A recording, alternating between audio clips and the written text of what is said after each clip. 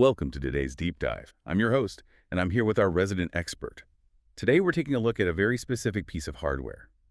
We have the spec sheets and the pricing data for the Kramer KT-2015SH. Yeah, the Kramer, it's a really fascinating device when you actually dig into the document. Right. So our mission for this deep dive is to understand a massive paradox for you.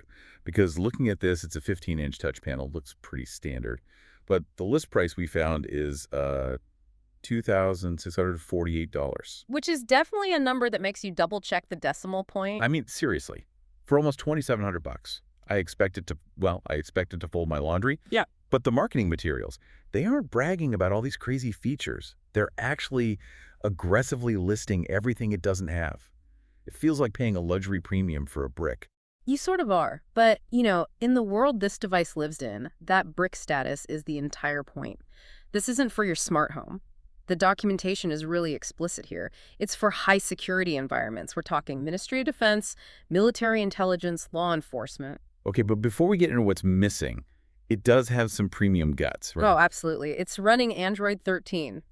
And the display is high quality. It's a 1920 by 1200 resolution IPS screen, so it looks and feels like a premium tablet. But the mission here is figuring out why the military pays extra to gut that premium tablet. Right. So think about the average tablet you use. It has a high-definition camera, a microphone, Bluetooth for your headphones, a Wi-Fi chip. In a classified briefing room, every single one of those features is a massive liability. Because it's a potential bug. Worse than a bug, it's a two-way street. If you're discussing sensitive troop movements, you just cannot risk a malware-infected app silently turning on a microphone or bridging a secure internal network to a public Wi-Fi signal down the street. Right. So Kramer built this thing with what they call secured operation, which basically means physical surgery. Radical surgery. It's about removing the threat at the hardware level. There are no cameras. There are no microphones.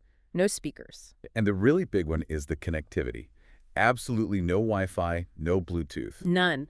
It creates a complete hardware-level air gap. You don't have to worry about software somehow bypassing security to turn on the microphone because the microphone physically does not exist. You can't hack it remotely via RF because there's simply no radio inside to receive the signal. It's totally digitally silent. But that brings up a pretty obvious usability problem for whoever's buying this. If it's a ghost to the outside world, how do you actually power it or get data to it? You can't just beam it over. That's why the physicality section of the manual is so specific. It relies entirely on PoE, power over Ethernet. Which means it's a single cable solution. Exactly. You plug one Ethernet cable into the back. That copper wire carries both the electricity to run the screen and the data from the secure network. It keeps the device physically tethered to the room. Tethered seems to be the operative word. The manual seems genuinely paranoid about this thing moving. Yeah, they call it secured deployment. If you mount this on a table or a wall in a situation room, it includes heavy-duty locking options. You want to ensure unwanted panel mount removal doesn't happen. Basically, nobody can just grab it and walk out. And notice they even hid the control buttons. Right, to prevent tampering.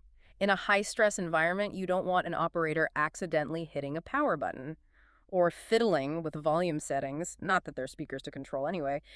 It locks the human out of the hardware so they can focus entirely on the interface.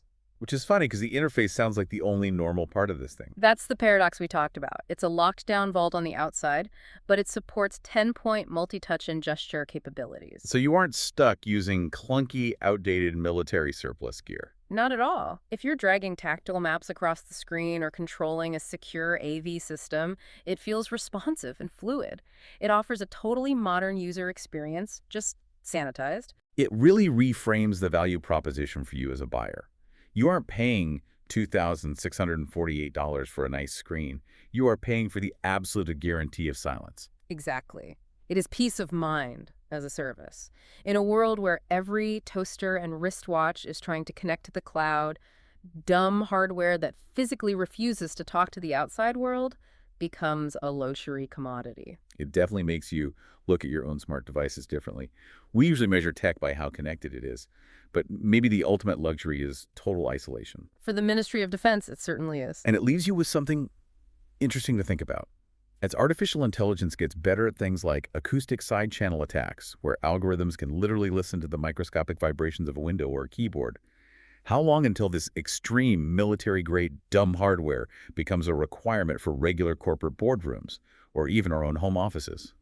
Something to chew on the next time your phone asks to join a random Wi-Fi network. That's it for today's deep dive. Catch you on the next